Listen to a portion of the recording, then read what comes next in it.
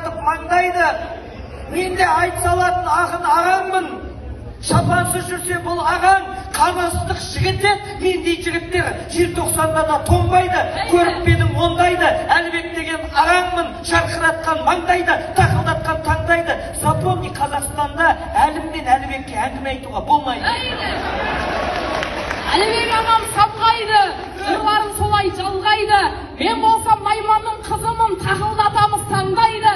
Әлімбегі тұрғанда Әлібектей ақындар шапансыз мүлде қалмайды. Айналарым, Айшолпан, шаңырақтай керілме керегеге. Мен бір күтмін, ұқсамаймын бөденеге. Айтсаң домбыраңды тартып айтпайсың ба, мені келіп төбемнен шегелеме. Домбыраң тарта алмасаң, сонау Семейден ұстап жүрсің, неменеге? Ал, пожалуйста. Айналайын Әлібек аға едің, домбырамды алдың ғой жаңа менің. Беташарды домбыраммен ашпап едің, мен болмасам домбырасыз қалар едің.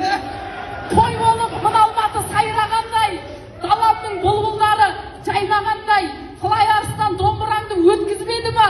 Мен домбыра деп жылап жүрген кезде Әлібектей ағалар қайда қалдай? Өздеріңнің домбыраңды ап жүрсеңдер, Айшолпанның домбырасын пайдаланбай. Андағы бойыңдағы өлең екен. Тақылдап тұрған таңдай емес көмей екен. Мен жетімсіреп қалмасын деп шапан жапқан. Бауырым, не деген кереметең. Мен домбырасыз келгенім ұят болды. Бұл Әлібек бүркіт емес, бөден екен. Расында да мендей қазақтың серісіне бір домбыра алып жүруім керек екен. Қайта сен домбыраң болғаны жақсы шықты. Андағы теңеуін де теңеу екен. Баяғыда мен сияқты бір батыр соғысқа кетіп бара жатып, найзаң қайда десе, сол жақтан біреуден табылатын шығар деген екен.